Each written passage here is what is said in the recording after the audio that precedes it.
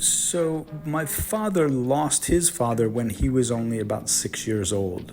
So he never really knew him. So he was basically raised by his mother, who was a showgirl, a burlesque dancer, and was often on the road. And so he spent a lot of time with relatives, and even at a very young age, worked to help support his family. So he would take a shoe shine box, even as young as 10 years old, down to 42nd Street and sit in the shadow of these great movie palaces during the golden age of cinema and shine shoes. And he loved movies. For him, it provided a great escape from the poverty that he and his mother were suffering. And he would tell me that for a dime, he could ride the streetcar down to 42nd Street and see 2 movies and short subjects and cartoons and a newsreel and buy popcorn and a soda and ride the streetcar home with a dime and bring change to his mother. But he never dreamed that he would be able to make films himself.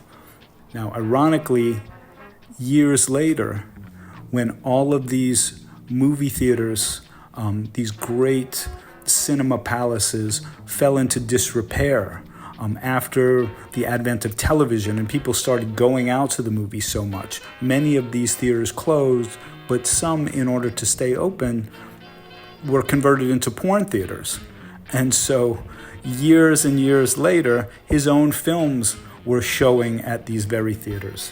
In 1969, the Supreme Court ruling on the Swedish film I Am Curious Yellow opened the doors for hardcore sex to be shown in films. So there was a lot of gray area at that time as what you could or couldn't show. Because in America, the First Amendment protects freedom of speech, but obscenity is not protected. So as long as the subject matter was shown to have socially redeeming value, then it was okay. And so it opened the door for filmmakers to start exploring and pushing the limits of what you could do. Now, at that time, my father had 3 films that he had made, which were softcore sexploitation films. And with his newfound partners, they decided to shoot some hardcore scenes, insert them into these films, and re-release them with new titles and capitalize on this new opportunity and the audience that was now hungry to see hardcore films. And that's when he met Linda Lovelace. Her husband and manager, Chuck, brought her to New York, and they were knocking on doors looking for work. They found their way up to my father's office, and the way he told it to me, he said, we were going to shoot on Thursday, and this was like Tuesday. And he told Chuck to bring Linda down to their set, and she could be in one of the scenes. That happened to be with Herb Stryker, who later would be Harry Reams.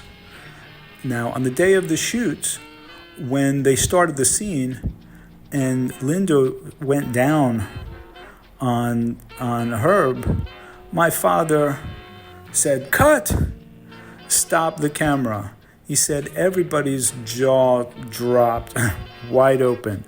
No one could believe what they were seeing because Linda presented herself as a very sweet, innocent girl, but possessed this incredible sexual technique. And my father thought, why throw this away in this film when I could build an entire film around that? And so, inspired by Linda, he went home and over the weekend wrote the script to Deep Throat. In the script, he called her Linda Lovelace, which is a name that followed her for the rest of her life.